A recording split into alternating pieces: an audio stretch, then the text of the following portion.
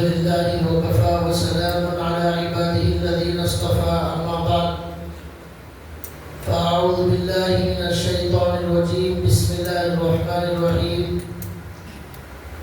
ألف لام ميم غلبت الروم في أدنى الأرض وهم من بعد غلبهم سيغلبون رب اشرح لي صدري ويسر لي أمري واحلل عقدة من لساني يفقهوا قولي سبحانك لا علم لنا إلا ما علمتنا إنك أنت العليم الحكيم اللهم صل على محمد في أول كلامنا اللهم صل على محمد في أوسط كلامنا اللهم صل على محمد في آخر كلامنا صدق الله العظيم. محترم دینی بھائیوں، سورہ روم کی ابتدائی آیت آپ کے سامنے تلاوت کی گئی ہے. ہمارا عنوان یہ چل رہا تھا صحابہ اکرام رضوان اللہ تعالی علیہم اجمعین میں سب سے بڑے مقام پر حضرت ابو بکر صدیق رضی اللہ تعالیٰ عنہ فائز تھے، اور ہمارے نبی صلی اللہ علیہ وسلم کے ساتھ دین کو پھیلانے میں اور اسلام کی نصرت کرنے میں حضرت ابو بکر صدیق رضی اللہ تعالیٰ عنہ کا مقام بہت اونچا ہے. ان کی آج 3 صفات کے بارے میں کچھ باتیں آپ کے سامنے عرض کروں گا. اللہ تعالیٰ نے قرآن کریم میں صحابہ اکرام کی شان میں یہ فرمایا اشداء علی الکفار. یہ صحابہ کی ایک صفت یہ ہے کہ یہ کفر کے مقابلے میں، کفار کے مقابلے میں بہت سخت ہوتے ہیں.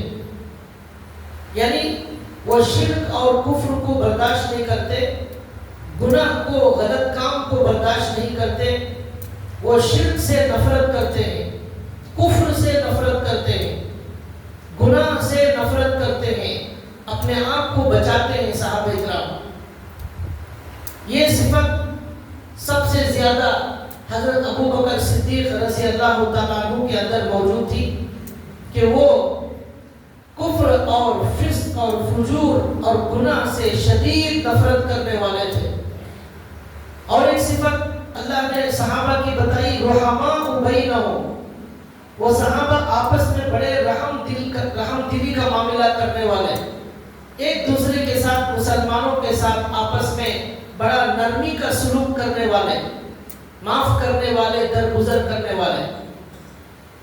اور تیسری صفت اللہ نے قرآن کریم میں جگہ جگہ یہ بتائی ہے صحابہ کے بارے میں کہ یہ صحابہ اللہ اور اللہ کے رسول کی بات پر بہت مضبوط ایمان رکھنے والے، اللہ کی بات پر اور رسول کی بات پر بہت زیادہ بھروسہ کرنے والے.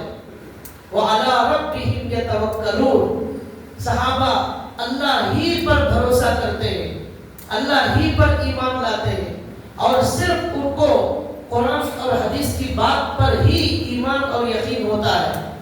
یہ صفت حضرت ابو بکر صدیق رضی اللہ تعالیٰ عنہ کے اندر بھی موجود تھی کہ ان کا یقین قرآن اور حدیث پر بہت مضبوط تھا، بہت اعلیٰ درجے کا ایمان تھا. حضرت ابو بکر صدیق رضی اللہ تعالیٰ عنہ کے بارے میں لکھا ہے جیسا کہ اللہ نے کہا کہ وہ کفر کے مقابلے میں بڑے سخت، شرک کو برداشت نہ کرنے والے. یہ صفت صحابہ کے اندر تھی، حضرت ابو بکر رضی اللہ تعالیٰ عنہ کے اندر بھی تھی. لکھا ہے کہ حضرت ابو بکر صدیق رضی اللہ تعالیٰ عنہ ایک مرتبہ ایک یہودی کے پاس گئے. وہ یہودی توریت جو حضرت موسیٰ علیہ السلام پر نازل ہوئی تھی اس کتاب کا جاننے والا تھا. وہ بیٹھ کر کچھ یہودیوں کو بیان کر رہا تھا. وہاں حضرت ابو بکر صدیق رضی اللہ تعالیٰ عنہ پہنچے اور جا کر اس یہودی سے کہا کہ اللہ سے ڈرو، اور توریت میں بھی ہمارے نبی کے بارے میں لکھا ہوا ہے کہ ہمارے نبی آخری نبی ہیں، ہمارے نبی کی علامات توریت میں موجود ہیں، تو اس پر ایمان کیوں نہیں لاتے؟ اگر ہمارے نبی پر ایمان نہیں لاؤ گے تو پھر تمہاری آخرت برباد ہو جائے گی اور ہمیشہ کی جہنم میں جلو گے۔ اس لیے تم اللہ سے ڈرو اور ہمارے جو سچے نبی ہیں ان پر ایمان لاؤ۔ تو وہ یہودی کہنے لگا کہ میں اس لیے ایمان نہیں لاتا کہ تمہارا اللہ فقیر ہے۔ اس نے اللہ کی شان میں گستاخی کی۔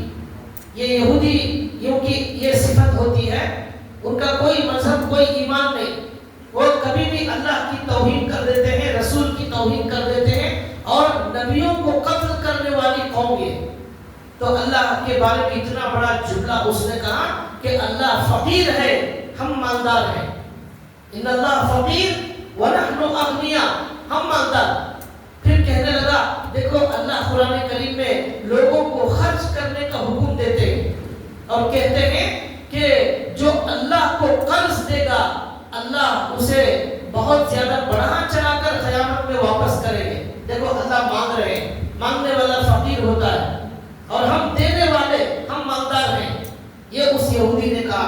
حالانکہ اللہ تعالیٰ نے ان غریبوں، یتیموں، مسکینوں پر رحم کرنے کے لیے، مسلمان مالداروں کو اپیل کرنے کے لیے، ان کی ہمت افزائی کے لیے، ان کے اندر سخاوت کا جذبہ بیدار کرنے کے لیے اللہ نے یہ کہا کہ اے لوگوں، تم جو بھی غریبوں پر خرچ کرو گے وہ گویا کہ اللہ کو قرض دے رہے ہیں اور قیامت کے دن اللہ اس کا پورا بدلہ آپ کو دے گے، تاکہ ایک جذبہ پیدا ہوگا کہ یہ میں جو دے رہا ہوں اللہ اس سے مجھے زیادہ دینے والے ہیں۔ یہ شوق پیدا کرنے کے لیے اللہ نے یہ کہا کہ اللہ کو قرض دو۔ اور وہ یہودی کہہ رہا تھا اللہ قرض مانگتے ہیں تو اللہ فقیر ہیں، ہم دینے والے، ہم مالدار ہیں، اس لیے میں اللہ کو نہیں مانتا۔ اس نے گستاخی کی۔ حضرت ابو بکر صدیق رضی اللہ تعالیٰ عنہ آگے بڑھے اور ایک زوردار تماچا لگایا اسے۔ حالانکہ حضرت ابو بکر بڑے رحم کرنے والے، بڑے معاف کرنے والے ایسے صحابی، لیکن جب اللہ کی بات آ جاتی ہے، جب رسول کی گستاخی ہوتی ہے تو یہ مسلمان کبھی برداشت نہیں کرتا۔ تو انہوں نے آگے بڑھ کر سارے یہودیوں کے سامنے ایک زوردار چاٹا لگایا۔ یہی اللہ نے قرآن میں کہا اشداء علی الکفار، یہ صحابہ کی صفت ہے، وہ غلط کو کبھی برداشت نہیں کرتے، وہ اللہ اور رسول کی گستاخی کو برداشت نہیں کرتے، وہ گناہ کو برداشت نہیں کرتے۔ وہ صحابہ اب حضرت ابو بکر نے زوردار تماچا لگایا، اب یہ بھاگتا ہوا، روتا ہوا، چلاتا ہوا ہمارے نبی کے پاس آیا، آ کر کہنے لگا یا رسول اللہ، آپ کے جو صحابی ہیں انہوں نے مجھے بہت زوردار تماچا لگایا۔ تو حضرت ابو بکر کو حضور نے بلایا، پوچھا کیا ہوا؟ تو حضرت ابو بکر نے کہا اس بدبخت نے اللہ کو فقیر کہا اور یہ کہا یہ مالدار ہے، اس لیے مجھ سے برداشت نہیں ہوا، اس لیے میں نے اسے لگایا۔ تو اس نے فوراً جھوٹ کہا۔ بڑے جھوٹے بھی ہوتے یہودی، تو ساری خباثتیں ان کے اندر جمع ہو جاتی۔ یہودی کا مطلب ساری خباثتیں جمع ہیں۔ فوراً حضور کے سامنے بیٹھ کر کہنے لگا ابو بکر جھوٹ بول رہے ہیں، میں سچ بول رہا ہوں، میں نے ایسا کچھ نہیں کہا ہے۔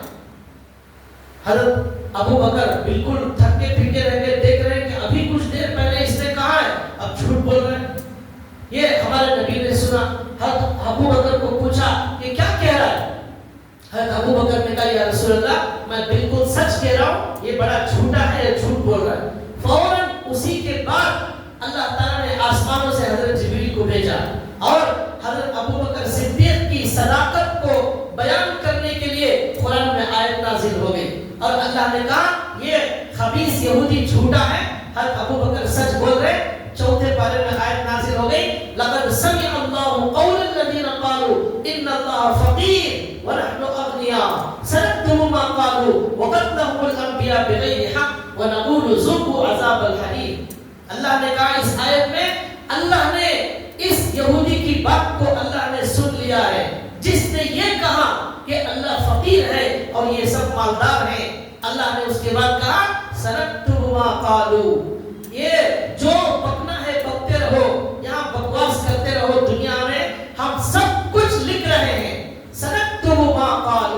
یہ جو کچھ کفر والے اور اللہ کو نہ ماننے والے دشمن بول رہے ہیں، اللہ نے کہا ہم سب لکھ رہے ہیں، ہم لکھ رہے یہ سب ایک دن ان کو قیامت کے دن دکھایا جائے گا۔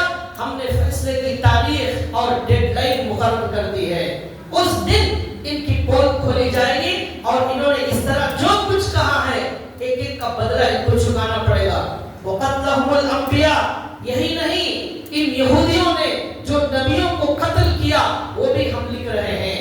وذوقوا عذاب الحریق، ہم کہیں گے قیامت کے دن اس کے بدلے میں آگ کا عذاب چکھو، یہ دن آنے والا ہے۔ اس طرح اللہ تعالیٰ نے حضرت ابوبکر صدیق رضی اللہ تعالیٰ عنہ کی شان میں ان کی سچائی بیان کرنے کے لیے اللہ خود گواہ بن کر یہ آیت قرآن کریم میں نازل کرتے ہیں۔ یہ حضرت ابوبکر صدیق کا مقام ہے، اور یہ کفر سے ان کی نفرت ہے، شرک سے نفرت ہے، غلط بات اور گناہ سے ان کی یہ نفرت تھی جسے حضرت ابوبکر نے برداشت نہیں کیا۔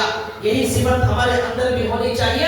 آج ہمارے گھروں کے اندر بھی ہمارے بچے، ہمارے گھر والے ہمارے سامنے گناہ کرتے ہیں اور ہمارے سامنے بہت سارے غلط کام کرتے ہیں، لیکن ہم ان کو ٹوکتے نہیں۔ اس غلط کام پر ہمیں غصہ نہیں آتا، کسی کے نماز چھوڑنے پر ہمیں غصہ نہیں آتا، ناچ گانے پر ہمیں غصہ نہیں آتا۔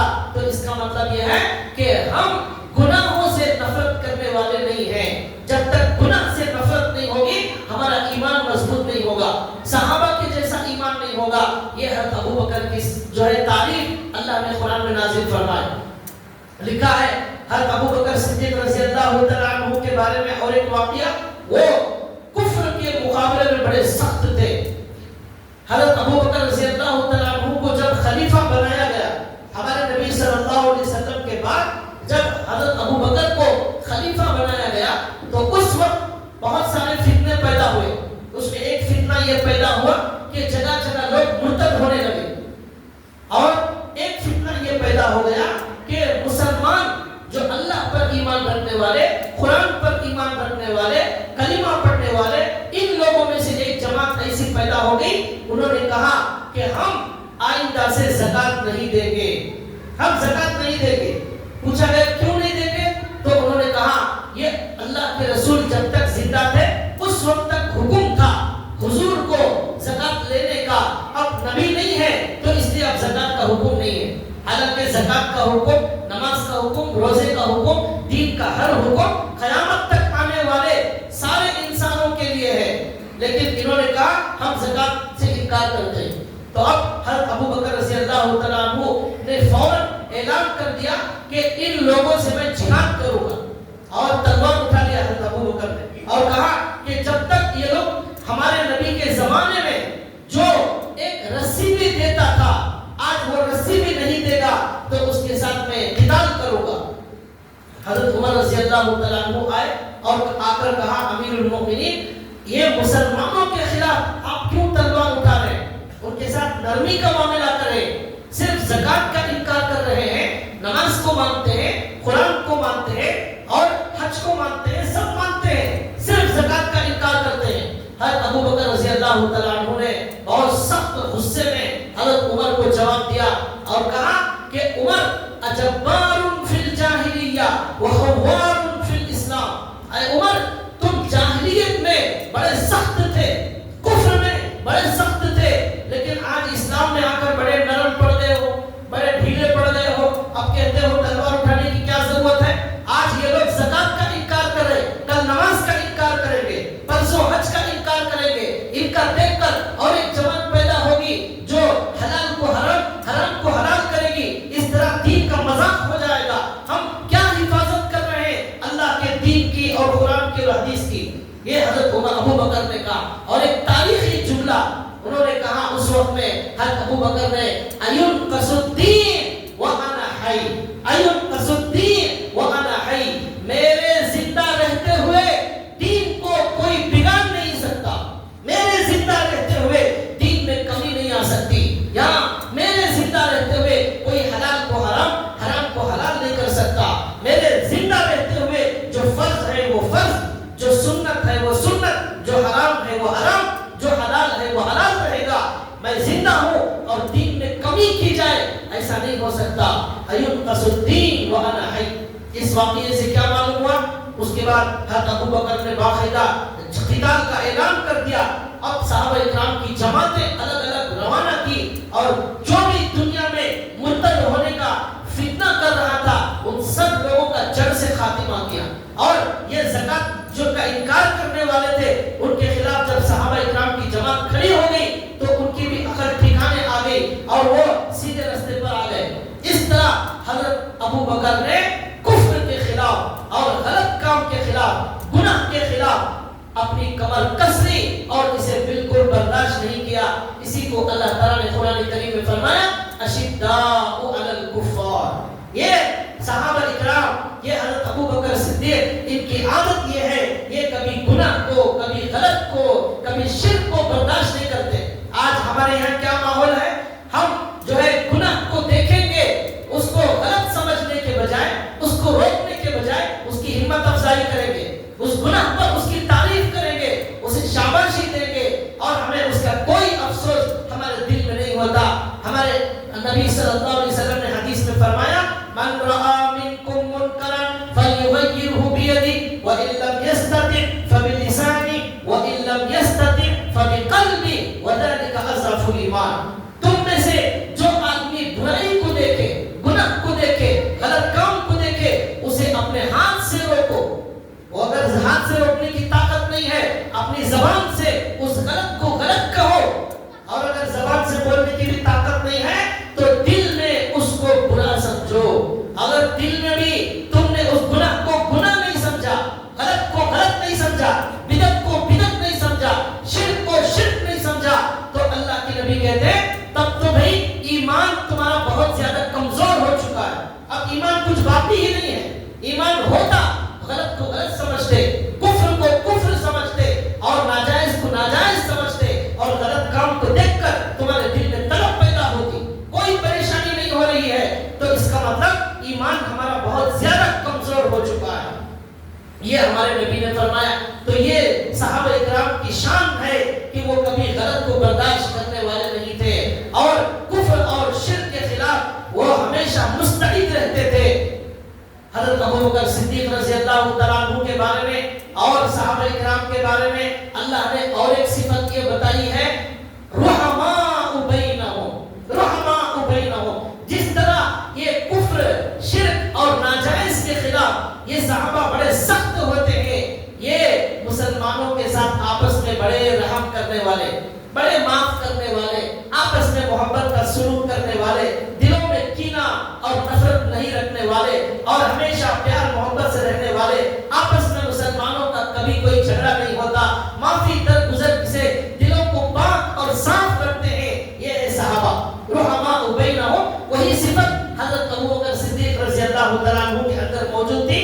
ان کے بارے میں لکھا ہوا ہے کہ ایک مرتبہ حضرت ابو بکر صدیق رضی اللہ تعالیٰ عنہ کی بیٹی اما عائشہ رضی اللہ تعالیٰ عنہ پر ایک بہت بڑا گندا زنا کا الزام لگایا گیا منافقوں کی طرف سے، دشمنوں کی طرف سے. اس موقع پر اما عائشہ بہت پریشان ہو گئی، ہمارے نبی بہت پریشان ہو گئے، حضرت ابو بکر بھی پریشان ہو گئے. ایسا کئی دن تک چلتا رہا. پھر آخرکار اللہ نے قرآن میں آیتیں نازل فرمائی اور اما عائشہ کی برات کا اعلان کر دیا، ان کی پاک دامنی بیان کر دی اور کہا اما عائشہ بالکل پاک دامن ہے. اللہ نے نبی کی بیوی کے لیے جس کو منتخب کیا ہے وہ کس طرح پاک دامن ہوگی، وہ کتنی عفت والی ہوگی، کیسی تقوی والی ہوگی. ان کے اوپر یہ گندا الزام لگانا ایک بہت بڑا گناہ ہے، بہت بڑا بہتان ہے، جھوٹ ہے اور یہ جھوٹوں کو اللہ دردناک عذاب دینے والے. قرآن میں یہ رکوع نازل ہو گیا. اب کیا ہوا مجھے یہ واقعہ پورا نہیں بتانا ہے. اس موقع پر سچے تین مسلمان وہ بھی منافقوں کی باتوں میں آ گئے اور انہوں نے بھی وہی کہنا شروع کر دیا جو یہودی اور منافق کہہ رہے تھے. نعوذ باللہ. اما عائشہ کے بارے میں کچھ غلط باتیں ان کی زبان سے نکل گئی، غلط فہمی کا شکار ہو گئے، باتوں میں آ گئے. آج ایسا ہوتا ہے ہمارے معاشرے میں، کچھ اچھے لوگ ہوتے ہیں لیکن ان کو کچھ خراب لوگ ان کو پن مارتے ہیں اور ان کو جو ہے ان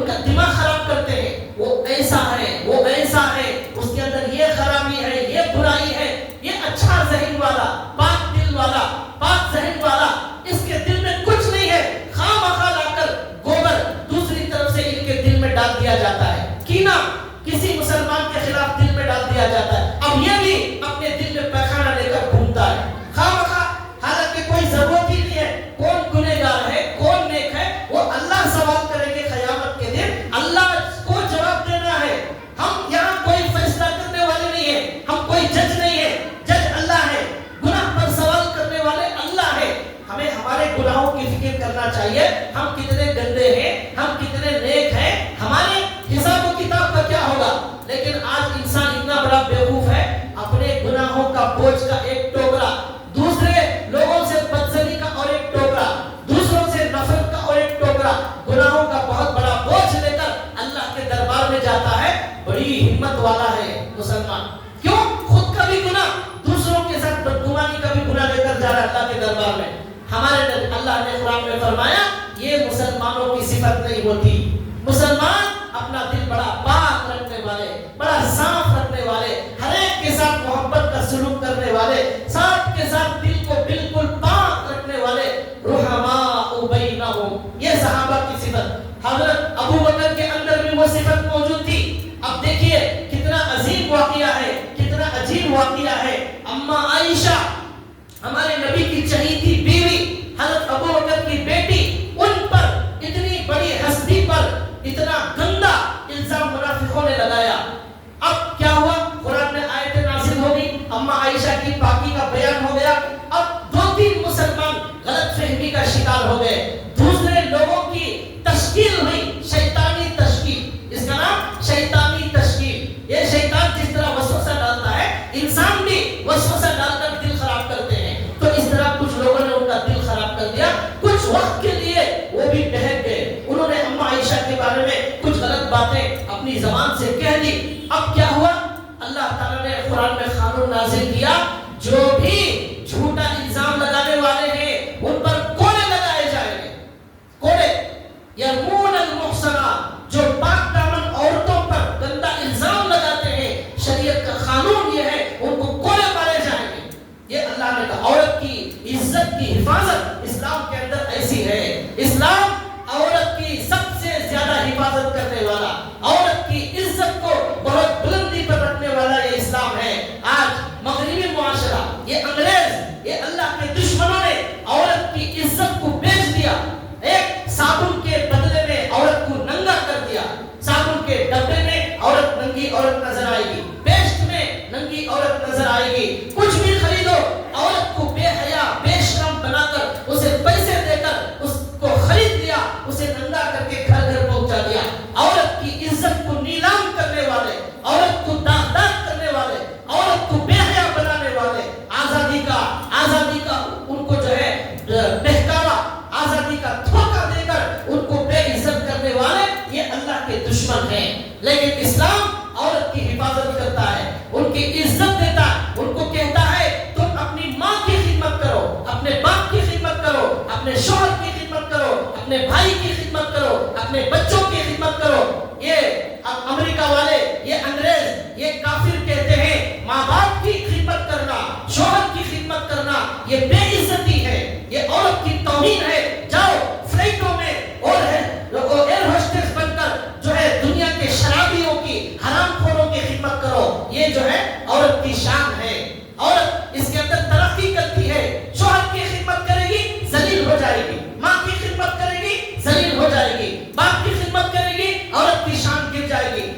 فلائٹ کے اندر ننگے کپڑے پہن کر آگے شراب پینے والے حرام خوروں کی اور چوروں کی خدمت کریں گے، ان کا ویلکم کریں گے، عورت کی شان ترقی ہو جائے گی۔ یہ ہے آج کا مغرب کا نعرہ، یہ ہمارا اسلام قبول کرنے والا نہیں ہے۔ دکانوں میں کھڑے ہو کر اور کار چلاتے ہوئے، آٹو چلاتے ہوئے، دکانوں میں، شاپنگ مال میں عورت کو ننگا کر کے کھڑا دیا جاتا ہے مال کو بیچنے کے لیے۔ ایک چاکلیٹ بیچنے کے لیے عورت کی عزت نکال دیا، ان کے کپڑے نکال دیے۔ یہ ہے اسلام کے علاوہ جو مغربی تہذیب ہے، اس نے عورت کو بے عزت کر دیا، اسلام نے عزت دی۔ اسلام نے کہا ماں کے قدموں کے نیچے جنت ہے۔ اسلام نے کہا بھائی پر کہا اپنی بہن کے ساتھ اچھا سلوک کرو۔ اسلام نے کہا شوہر سے اگر تمہاری بیوی تم سے راضی ہے تم بڑے اچھے انسان ہو، اگر بیوی माफ कर दिया करो। अल्लाह सिफारिश करते हैं आशिरूहुन्ना बिल मारूफ, आशिरूहुन्ना बिल मारूफ, इन बीवियों के साथ अच्छा सलूक करो। अल्लाह कहते हैं एक खराबी उनके अंदर है, 10 खूबियां उनके अंदर हैं, वो देखकर उनको माफ करो। इस्लाम ने औरत को इज्जत दी है। अम्मा आयशा रज़ी अल्लाह तआला अन्हा पर इल्जाम लगाने वालों के लिए क़यामत तक आने वाले और उन मर्दों के लिए ये कानून है, अगर इस्लामी हुकूमत होगी तो औरतों पर नाजायज इल्जाम लगाने वाले, झूठे इल्जाम लगाने वालों को सड़कों पर खड़ा कर कोड़े मारे जाए। ये सजा उन सहाबा पर नाफिज की गई और उनको कोड़े मारे गए जिन 3 लोगों ने गलत फहमी में आकर, सच्चे सहाबा थे, मुनाफिक नहीं थे, लेकिन गलत फहमी में आ गए, अम्मा आयशा के बारे में इस तरह कहा, उनको इस्लामी कानून के मुताबिक कोड़े लगाए। अब कोड़े लगाए गए, उन्होंने तौबा कर ली, अल्लाह से माफी मांग ली, तौबा कर ली, सबसे माफी मांग ली, मामला खत्म हो गया। अल्लाह का दरबार ऐसा है, एक बार कोई बंदा माफी मांग लेता है, उसे अल्लाह फिर बार बार नहीं बोलते तुमने वो गुनाह किया, तुमने वो गुनाह किया था, तुमने वो गुनाह किया था। सास की तरह नहीं, सास जो है 15 साल हो जाए, 20 साल हो जाए, 25 साल हो जाए, 25 साल के बाद भी वो बहू की एक एक बात याद रखती है। 10 साल पहले तुमने ऐसा कहा था, 25 साल पहले ऐसा कहा था, 100 साल पहले तुमने ऐसा कहा था, पूरा रिकॉर्ड याद रखती है। ये इंसान गुनाहों को ताना देने वाला, गुनाहों को याद दिलाने वाला, दिल को चोट पहुंचाने वाला, हमारे अल्लाह ऐसे हैं। एक बार अगर आप माफी मांग लेंगे, आपके नामे आमाल से वो डिलीट हो जाएगा, वो गुनाह खत्म, जमीन भूल जाएगी, फरिश्ते भूल जाएंगे, नामे आमाल के रजिस्टर से वो गुनाह मिटा दिया जाएगा। अल्लाह फिर कभी नहीं कहेंगे कि तुमने उस वक्त ऐसा गुनाह किया था। ये हमारे अल्लाह है, गफ्फार है, बड़े गफूर रहीम है। अब देखो उन 3 सहाबा ने जो गलत फहमी में आकर इल्जाम लगाया, कोड़े लगाए, उन्होंने माफी मांग ली, अल्लाह ने माफ कर दिया। हजरत अबू बकर सिद्दीक रज़ी अल्लाह तआला अन्हु को जब मालूम हुआ मेरी बेटी पर इल्जाम लगाने में एक सहाबी हजरत मिस्ताह रज़ी अल्लाह तआला अन्हु भी मुब्तला हो गए हैं, जो गरीब सहाबी हैं, मिस्ताह गरीब सहाबी, हजरत अबू बकर के मामूजात भाई गलत फहमी में मुब्तला हो गए और आकर उन्होंने इस तरह का इल्जाम लगा दिया। तो हजरत अबू बकर ने कहा इनको जो मैं राशन देता था, आइंदा से मैं राशन बंद करता हूं, इनकी मैं मदद करता था, आज से मदद नहीं करूंगा। क्यों? मेरी बेटी पर इल्जाम लगाने वाले को मैं हरगिज राशन नहीं दूंगा, मैं मदद नहीं करूंगा, मेरा कोई ताल्लुक नहीं है। अब देखिए कुरान करीम में क्या जबरदस्त आयत नाजिल हो गई, वो अल्लाह कितने गफूर रहीम हैं, कैसे माफ करने वाले हैं। अल्लाह ने कुरान में आयत नाजिल की और कहा वला यक्तली उलुल फज़्ल मिनकुम अय्युतु उलिल कुर्बा वल मसाकीन वल मुहाजिरीन फी सबीलिल्लाह वलयअफू वलयस्फहू अला तुहिब्बूना अन यग़फिरल्लाहु लकुम। ये आयत नाजिल होगी जिसमें अल्लाह ने कहा, ये हज़रत अबू बकर के बारे में नाजिल हुई, उसमें अल्लाह ने कहा हज़रत अबू बकर ने कसम खा ली थी कि मैं उन पर मिस्ता पर खर्च नहीं करूंगा, उन्होंने मेरी बेटी के बारे में ऐसा ऐसा कहा है। अल्लाह ने कहा मालदार लोग कसम ना खाएं, किस बात की कसम? कि वो गरीबों पर खर्च नहीं करेंगे, मुहाजिरीन पर खर्च नहीं करेंगे और रिश्तेदारों पर खर्च नहीं करेंगे, ऐसी कसम ना खाएं। उसके बाद अल्लाह ने कहा अला तुहिब्बूना अन यग़फिरल्लाहु लकुम। एक ऐसा जबरदस्त जुमला कुरान ने कहा है, खुदा की कसम हम सब लोग इस जुमले को अगर याद कर ले और हमारे दिल में बिठा ले, मौत तक आपके दिल में किसी भी मुसलमान के खिलाफ कभी नफरत नहीं होगी, कभी उसके खिलाफ अदावत नहीं होगी, बल्कि उसके मुकाबले में उस आपको तकलीफ देने वाले दुश्मन पर आपको रहम आ जाएगा। और आप कैसा भी दुश्मन हो, आप उसे माफ करने में 1 मिनट की देर नहीं लगाएंगे। वो आयत क्या है जो हम सबको बिठा लेना है दिल में? अल्लाह ने उस मौके पर कहा अला तुहिब्बूना अन यग़फिरल्लाहु लकुम। ऐ लोगों, ऐ मुसलमानों, ऐ अबू बकर सिद्दीक, ऐ सहाबा, क्या तुम्हें ये पसंद नहीं है कि तुम आज दुनिया में अपने लोगों को माफ करो, मुसलमानों को, कल क़यामत के दिन अल्लाह तुम्हारे भी गुनाहों को माफ कर देंगे। आज तुम माफ करो, कल मैं तुम्हें माफ करूंगा। ये अल्लाह ने कहा अला तुहिब्बूना अन यग़फिरल्लाहु लकुम वलयअफू वलयस्फहू। माफ करो, दरगुजर की आदत डालो, बीवी से गलती हो गई, माफ करो और कहो मैं भी गुनहगार हूं, कल अल्लाह मुझे भी माफ कर دیں گے میرا بیڑا پار ہو جائے گا. ماں باپ سے غلطی ہو جائے معاف کرو, بھائیوں سے غلطی ہو جائے معاف کرو, بچوں سے, پڑوسی سے, آپ کے دشمن سے, آپ کا مال کھانے والا, آپ کو تکلیف دینے والا, آپ کو غیبت کرنے والا, سالوں کی دشمنیاں ختم کرنے کا نسخہ قرآن کریم بتا رہا ہے. کیا بتا رہا ہے؟ جسے جسے میدان محشر میں معافی کی ضرورت ہے وہ دنیا میں معاف کر کے آ جائے, وہ آج معاف کرنا سیکھ لے. کل قیامت کے دن اللہ آپ کے گناہوں کا سوال نہیں کریں گے اور کہیں گے کہ یہ بندہ جو ہے ایسا تھا. ایک حضرت تھانوی نے قصہ لکھا ہے کہ ایک عورت تھی, بیوی, ہمیشہ نمک زیادہ ڈالتی تھی کھانے میں. وہ شوہر جب بھی کھانا کھاتا کھانے میں نمک زیادہ, کھانے میں نمک زیادہ. ہمیشہ اس کے دل میں خیال آتا کہ میں اس پر غصہ کروں, فوراً دل میں خیال آتا کہ میں اس پر آج اس کی غلطی پر غصہ کروں گا.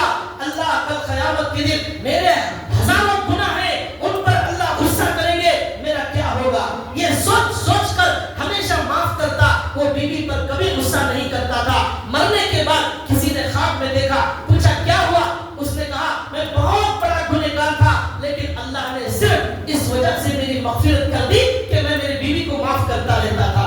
یہ اللہ کو ادا پسند آ گئی. اللہ کہتے ہیں اے مسلمانوں, آج کل قیامت کے دن جنت میں جانے کا آسان نسخہ یہ ہے, آج لوگوں کو معاف کرنا شروع کرو, دل صاف کرنا شروع کرو, رحم کرنا شروع کرو, اللہ کا رحم ملے گا. معاف کرو, اللہ کی معافی ملے گی. محبت کرو, اللہ کی محبت ملے گی. ورنہ یہاں چن چن کر بدلہ لیں گے, اللہ بھی چن چن کر بدلہ لے گا. ایک ایک غلطی پر پکڑ کریں گے, اللہ بھی ہماری ایک ایک غلطی پر پکڑ کرے گا. ایک ایک گناہ, آنکھ کے گناہ کا حساب دینا ہوگا, زبان کے ایک ایک گناہ کا حساب دینا ہوگا. ہم بچ نہیں سکتے.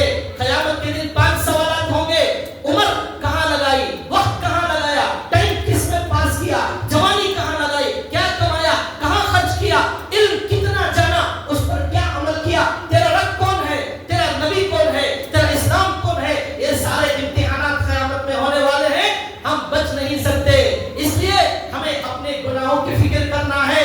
ان قیامت کے میدان میں جہاں ہمارے نبی آدم علیہ السلام سے لے کر قیامت تک آنے والے 1,24,000 نبی, 1,24,000 صحابہ, دنیا کے سارے علماء, سارے اللہ والے, سارے انسانوں کے سامنے ہمارے سے سوال ہوگا, بتاؤ تم نے کیا کیا گناہ کیے ہیں. اس دن بھائیوں کوئی آدمی جواب دینے کی ہمت نہیں کر سکے گا.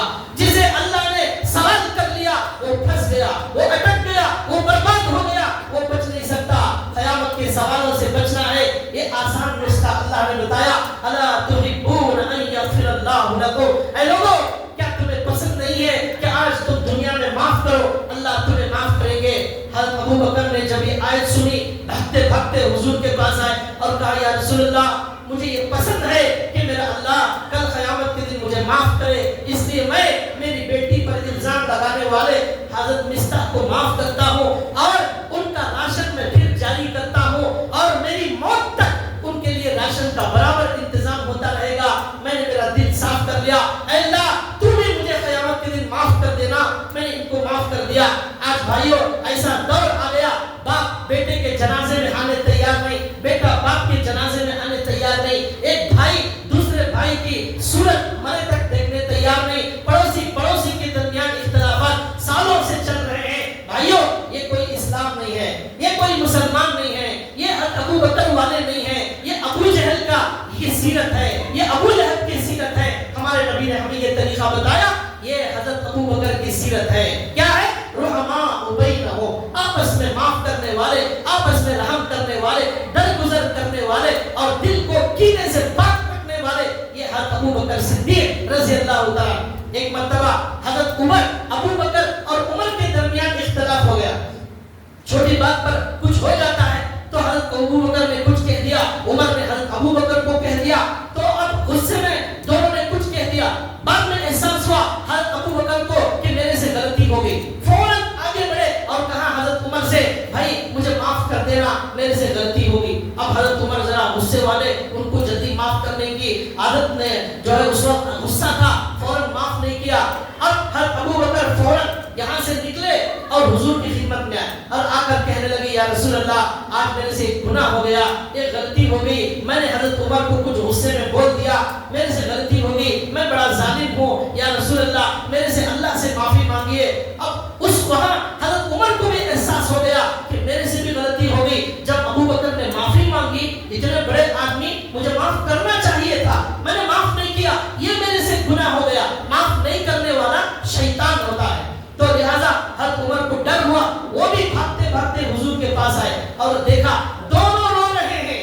ابو بکر کہتے یا رسول اللہ میرے سے غلطی ہو گئی. عمر کہتے یا رسول اللہ میرے سے غلطی ہو گئی. وہ کہتے ان کی کوئی غلطی نہیں, یہ کہتے ان کی کوئی غلطی نہیں. آج مسلمان کہتا ہے میری کوئی غلطی نہیں, پوری غلطی سامنے والے کی. وہ کہتا ہے میں دودھ کا دھلا فرشتہ ہوں, میں معصوم ہوں, میں نبی کی طرح معصوم ہوں, یہ سارے گناہ یہ گنہگار ہے. ہر ابو بکر عمر کیا کہتے تھے, یا رسول اللہ میرے سے غلطی ہو گئی. وہ کہتے یا رسول اللہ میرے سے غلطی ہو گئی. اب اللہ کے نبی نے کہا اللہ تم دونوں کو معاف کرے, اللہ تم دونوں کو معاف کرے.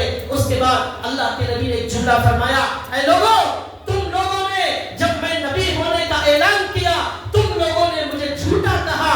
ابو بکر نے کہا میں سچ کہنے والا ہوں, تم نے مجھے جھوٹا کہا, تم نے مجھے ماننے سے جلدی تم نے نہیں مانا.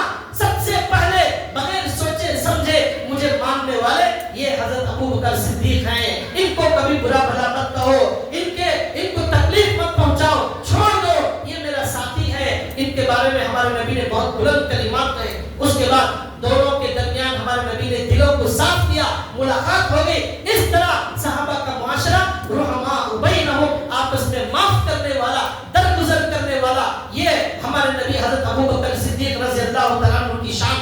ایک مرتبہ کا واقعہ لکھا ہے, اما عائشہ اور ہمارے نبی میں اختلاف ہو گیا. اما عائشہ اور ہمارے نبی میں چھوٹا موٹا اختلاف ہر گھر میں ہر میاں بیوی کے درمیان ہوتا ہی ہے.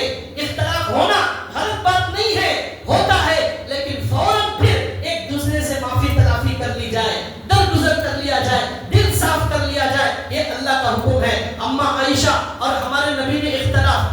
اب حضرت ابو بکر آئے, آ کر دیکھتے ہیں اما عائشہ زور زور سے بول رہی ہیں, حضور بالکل خاموش بیٹھے ہوئے ہیں, اما عائشہ زور زور سے بول رہی ہیں. حضرت ابو بکر آئے اور آ کر دیکھا بیٹی زور زور سے بول رہی ہے, حضور خاموش بیٹھے ہوئے ہیں. ہمارے نبی نے ایک حدیث میں فرمایا جو شوہر بیوی کے سامنے جھک جائے وہ بڑا اچھا شوہر ہے, بڑا نیک شوہر ہے. جو بیوی سے زیادہ لڑنے لگے وہ اچھا شوہر نہیں. ہمیں اچھا بننا ہے, ہمیں برداشت کرنا ہے, ہمیں خاموش ہے. ہر جنگ جیتنے والی نہیں ہوتی, کچھ جنگیں ہارنے والی ہوتی. ہار کر بھی آپ اللہ کی نظر میں جیت جائیں گے. وہ بیوی کے ساتھ کبھی جنگ میں نہیں جیتنا ہے, وہ ہمیشہ ہارنا ہے. وہ اللہ کو یہ ہارنے والا بڑا پسند آتا ہے. تو حضرت ہمارے نبی بالکل خاموش. اما عائشہ بہت زوردار طریقے سے وہاں سے غصہ کر رہی ہیں. حضرت ابو بکر اندر آئے اور اما عائشہ کو مارنے کے لیے ہاتھ اٹھائے اور کہا میں کیا دیکھ رہا ہوں, میرے نبی کے سامنے اس طرح زور زور سے گفتگو کر رہی ہے. تو اما عائشہ خاموش ہو گئی. پھر حضور نے ابو بکر کو کہا ارے بھائی نہیں, مارنے کی ضرورت نہیں, یہ تو ہمارا گھر کا معاملہ ہے, ہم حل کر لیں گے, آپ چلے جاؤ. حضرت ابو بکر چلے گئے. اب ایک دن تک حضرت ابو بکر ناراض. ایک دن کے بعد اب ہمارے گھر میں ابو بکر رضی اللہ تعالیٰ عنہ ایک دن کے بعد ہمارے نبی کے گھر میں آ کر دیکھتے ہیں اما عائشہ اور حضور کی صلح ہو گئی ہے, آپس میں ہنس رہے ہیں, مذاق کر رہے ہیں اور دل لگی چل رہی ہے. گھر کا ماحول بدل گیا, غصہ ختم ہو گیا, خوشیاں مسکراہٹیں چل رہی ہیں. ابو بکر نے آ کر کہا تم دونوں نے اما عائشہ اور حضور کو کہا تم دونوں نے اپنی جنگ میں مجھے شامل کر لیا تھا, اب صلح میں بھی مجھے شامل کر لو. تم دونوں نے اپنی جنگ میں مجھے بیچ میں بلا لیا تھا, اب تم دونوں کی صلح ہو گئی ہے, صلح میں مجھے بھی شامل کر لو, میں بھی دل صاف کرنا چاہتا ہوں. حضور نے کہا آ جاؤ, ہم نے ہماری صلح میں تم کو شامل کر لیا. یہ حضرت ابو بکر رضی اللہ تعالیٰ عنہ جو ہے آپس میں رحم دلی کے ساتھ معاملہ کرنے والے, نرمی کرنے والے, معاف کرنے والے, درگزر کرنے والے, یہ ان کے اندر صفت تھی. حضرت ابو بکر جب خلیفہ بن گئے ایک بچی آئی اور آ کر کہا آپ خلیفہ بننے سے پہلے ہماری بکریوں کا دودھ نکالتے تھے, خلیفہ بننے سے پہلے, اب تو آپ امیر المؤمنین ہو گئے, ہماری بکریوں کا دودھ کون نکالے گا؟ حضرت ابو بکر نے کہا میں ہی نکالوں گا تمہاری بکریوں کا دودھ. میں خلیفہ ہو گیا تو کیا ہوا, میں تو قوم کا خادم ہوں, پہلے بھی خدمت کرتا تھا, آج بھی خدمت کروں گا. لاؤ روزانہ تمہاری بکریاں میرے پاس لاؤ, میں دودھ نکال کر دوں گا. وہ بچی 6 مہینے تک حضرت ابو بکر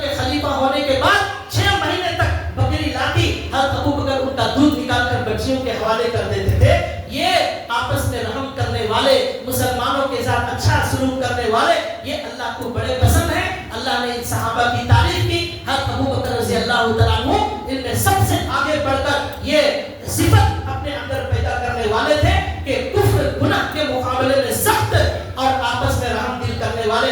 اللہ تعالیٰ ہمیں بھی ایسا ہی بنائے. اللہ تعالیٰ ہمیں بھی گناہ سے نفرت کرنے والا بنائے اور اللہ ہمیں بھی آپس میں مسلمانوں کے ساتھ محبت کا, نرمی کا سلوک کرنے والا اللہ ہمیں بنائے. سنی ہوئی بات پر عمل کی اللہ توفیق عطا فرمائے. وآخر دعوانا ان الحمد للہ رب العالمین.